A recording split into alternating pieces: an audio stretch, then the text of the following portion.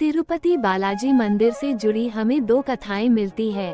पहली कथा उनके वराह अवतार से जुड़ी है और दूसरी कथा माता लक्ष्मी और उनके वेंकटेश्वर रूप से जुड़ी हुई है।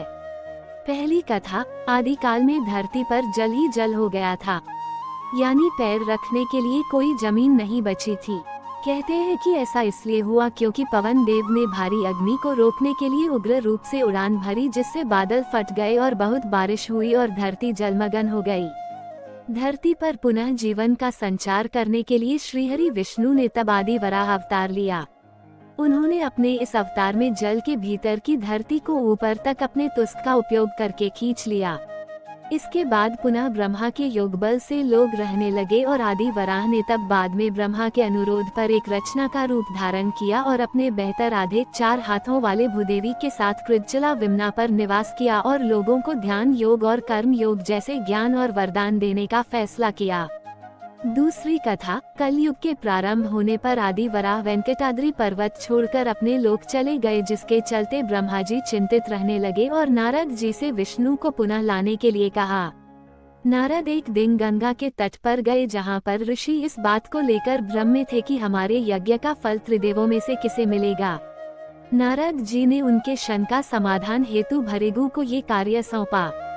भृगु ऋषि सभी देवताओं के पास गए, लेकिन भगवान शिव और विष्णु जी ने उनकी बातों पर ध्यान नहीं दिया तो वे क्रोधित हो गए।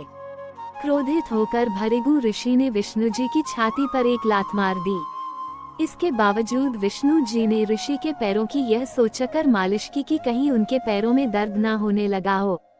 ये देखकर ऋषि भृगु को सभी ऋषियों को उत्तर दिया कि उनके यज्ञ का फल हमेशा भगवान विष्णु को समर्पित होगा। परंतु श्रीहरि विष्णु की छाती पर लात मारने के कारण माता लक्ष्मी क्रोधित हो गई। उन्हें अपने पति का अपमान सहन नहीं हुआ और वे चाहती थीं कि भगवान विष्णु ऋषि भृगु को दंडित करें, परंतु ऐसा नहीं हुआ। परिणाम स्वरूप उन्होंने वैकुंठ को छोड़ दिया और तपस्या करने के लिए धरती पर आ गई और करवीरापुरा कोल्हापुर में ध्यान करना शुरू कर दिया। इधर विष्णु जी की इस बात से दुखी थे कि माता लक्ष्मी उन्हें छोड़कर चली गई। कुछ समय बाद वे भी धरती पर आकर माता लक्ष्मी को ढूंढने लगे। जंगल और पहाड़ियों पर भटकने के बाद भी वह माता को खोज नहीं पाए। आखिर परेशान होकर विष्णु जी वेंकटाद्रि पर्वत में एक चींटी के आश्रय में विश्राम करने लगे। ये देखकर ब्रह्मा जी के उनकी सहायता करने के फैसला किया। वे गाय और बछड़े का रूप धारण कर माला लक्ष्मी के पास गए। देवी लक्ष्मी ने उन्हें देखा और उस वक्त के सत्ताशीष शासक चोर राजा को उन्हें सौंप दिया। राजा ने उसे चरवाहे को सौंप दिया, परंतु वह गाय सिर्फ विष्णु जी के रूप श्रीनिवास को ही दूध देती थी, जिस कारण चरवाहे ने उस गाय को मारने का प्रयास किया। तब श्रीनिवास ने चरवाहे पर हमला करके गाय को बचाया और क्रोधित होकर उन्होंने चोर राजा को एक राक्षस के रूप में जन्म लेने का श्राप दे दिया। राजा ने दया की प्रार्थना की, तब श्रीनिवास ने कहा कि राजा को दया तब मिलेगी जब वह अपनी बेटी पद्मावती का विवाह मुझसे करेगा। जब ये बात देवी लक्ष्मी पद्मावती को पता चली तो वे वहां आई और तब उन्होंने श्रीहरि को पहचान लिया, और जिसके बाद भगवान विष्णु और लक्ष्मी जी एक दूसरे से लिपट गए और इसके बाद वे पत्थर में बदल गए।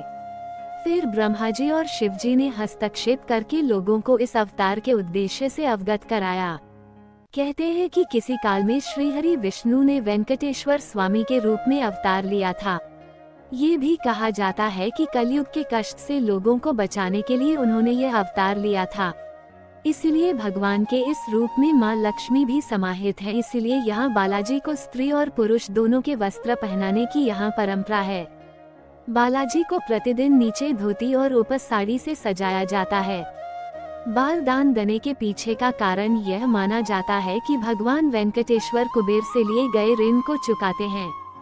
कथा अनुसार जब भगवान वेंकटेश्वर का पद्मावती से विवाह हुआ था, तब एक परंपरा के अनुसार वर को शादी से पहले कन्या के परिवार को एक तरह का शुल्क देना होता था, लेकिन भगवान वेंकटेश्वर ये शुल्क देने में असमर्थ थे।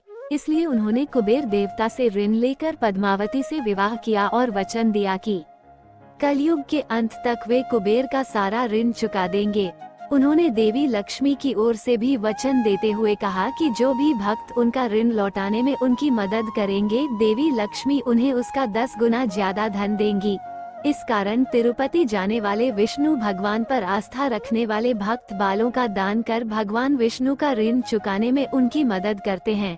उम्मीद है कि आपको जानकारी पसंद आई होगी। वीडियो अच्छी लगी तो वीडियो को लाइक करें और चैनल पर पहली बार आते हैं तो सब्सक्राइब करना ना भूले। धन्यवाद।